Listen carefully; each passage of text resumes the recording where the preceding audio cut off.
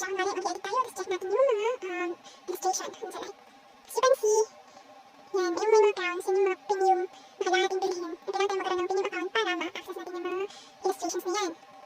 And let's check naman kung meron sa... Then check natin kung ano pa yung mga i-back natin siya. And then yan, mag-click na tayo sa menu. Kailangan pa natin mag-log in para lang makagamit ng CANVA. And yan, upgrade natin, which is yung premium natin makakuha. Let's see naman kung gagamit natin yung other way para magkaroon tayo ng CANVA. So yun na nga guys, I already uninstalled yung application ko ng CANVA na may galing sa Google Play Store.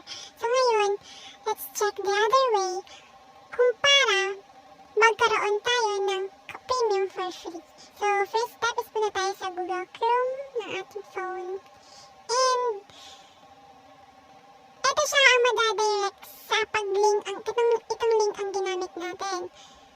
So I will provide the link below, the description below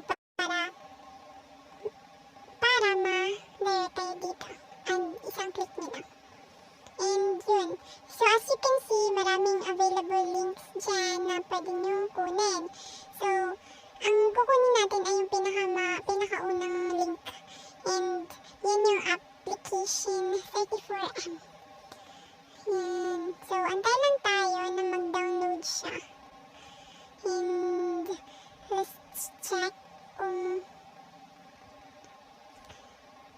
anong privilege ang ating makukuha sa CANVA Premium. Yan, lumabas na. Do you want to download CANVA Premium easy application? Again, then yes. Kasi nakapag-download na ako dati. So, we'll check. Yan, tapos antayin lang natin na fully downloaded na siya.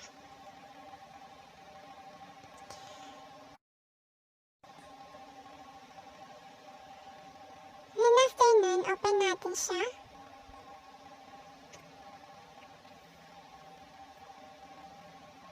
Staging up na siya and install. Ayan. Install na siya.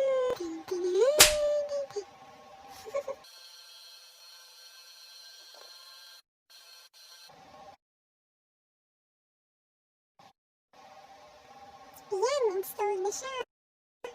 So let's check. Open natin.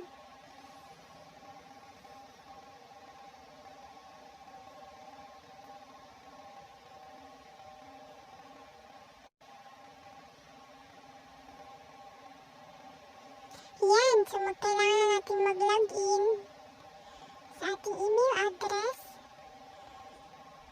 So yan.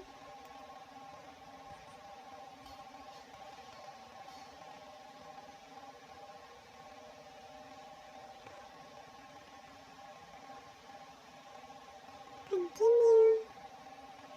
Ito mag-create kayo pa din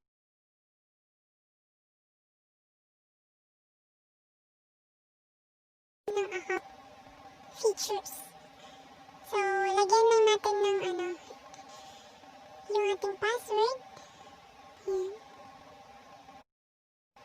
Ayan na guys. Ayan na yung password ko. So, mag-login lang tayo.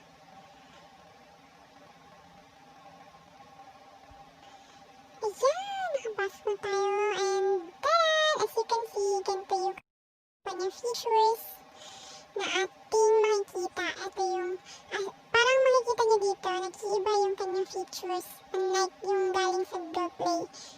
Ayan, may bago tayong mga themes or frames na binigay yung CANVA. Kasi nga, nakuha na natin yung premium account nila. So, that's it guys. I hope that it will check natin kung meron pang check natin